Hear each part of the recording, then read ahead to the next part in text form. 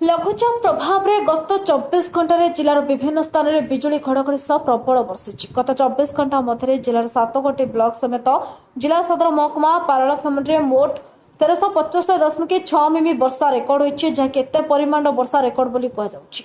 यार प्रभाव में जिलार विभिन्न स्थान में विशेषकर गुमा नुआगढ़ रायगढ़ ब्लॉक पेकट निकट भूस्खलन होती। भूस्खलन पर माटी तले बाप पुओ चापी हो रही आशंका सूचना अनुसार पेकेट गाँव 70 वर्षीय कार्तिक सबर और पुओ राजिक सबर चाष जमी को जाते जमी घर को फेरवा समय वर्षा होता बेले गछ तले सहारा नहीं से समय भूस्खलन होता से बाप पुओ माटी कादुअरे चापी हो रही आशंका खबर पंचायत होगा अग्निशम बाहिनी पहुंची उद्धार कार्य जारी रखी। भूस्खलन प्रबल वर्षा जो जिलार विभिन्न ग्रामांचल को जोगाजोग विच्छिन्न हो जाइछि।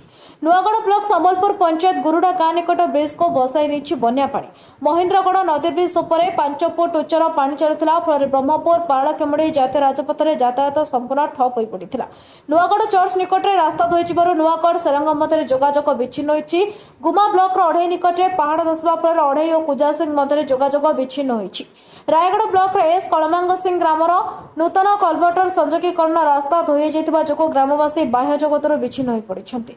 सेपरी गोषणी ब्लॉक बाकसला बापुजी पेंठ माछमरा आदि ग्राम में महेन्द्र तनिया नदी पानी पशि जाता फल लोके नहीं असुविधार सम्मुखीन होती। गत रात पारलाखेमुंडी तहसिलदार नारायण बेहरा प्रभावित अंचल अनुधान करते समय बाघ चालना सरपंच टी भीमराज प्रमुख उपस्थित रही समस्या संपर्क में आलोचना करते। गजपति जिलार भास्कर सिंह रिपोर्ट न्यायवती टीवी।